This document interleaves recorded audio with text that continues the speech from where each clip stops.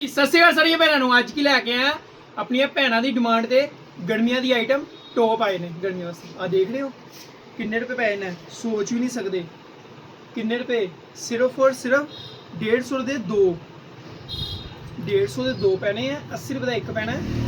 Design ਬਹੁਤ ਹੀ ਜ਼ਿਆਦਾ ਨੇ, ਬਹੁਤ ਹੀ ਜ਼ਿਆਦਾ ਜਿਹਨੂੰ ਕਹਿੰਦੇ ਨੇ ਉਹ ਡਿਜ਼ਾਈਨ ਨੇ।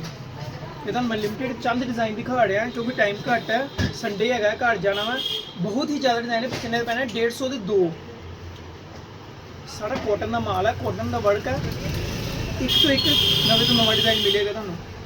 150 ਦੇ ਦੋ। ਜਿਹੜੀ ਭੈਣ ਨੂੰ ਚਾਹੀਦਾ ਹੈ ਆ ਕੇ ਦੁਕਾਨ ਤੇ ਵਿਜ਼ਿਟ ਕਰਨ। ਹਰ ਇੱਕ ਡਿਜ਼ਾਈਨ ਤੁਹਾਨੂੰ ਨਵੇਂ ਤੋਂ ਨਵਾਂ ਮਿਲੇਗਾ। ਰੇਟ ਕੀ ਲੱਗੇਗਾ? 150 ਦੋ। ਮਾਰਕੀਟ ਕਿੰਨੇ ਦਾ? 300, 350, 250 ਤੋਂ ਘੱਟ ਤੁਹਾਨੂੰ ਕੋਈ ਨਹੀਂ ਦੇਗਾ। ਤੁਹਾਨੂੰ ਕਿੰਨੇ ਦਾ ਪੈਣਾ? 150 ਦੋ। ਪੇਜ ਨੂੰ ਦੱਬ ਕੇ ਸ਼ੇਅਰ ਤੇ ਫੋਲੋ ਕਰ ਦਿਓ। ਆਣਾ ਕਿੱਥੇ ਹੈ? ਚੰਦਨ ਕਲੈਕਸ਼ਨ 2, ਨਿਊ ਮਾਰਕੀਟ, ਟਿੱਬਾ ਬਾਜ਼ਾਰ, ਬਟਾਲਾ, ਨੀਅਰ ਗੁਰਦੁਆਰਾ ਸ਼੍ਰੀ ਕੰਨ ਸਾਹਿਬ। ਜੈ ਬਾਬਾ।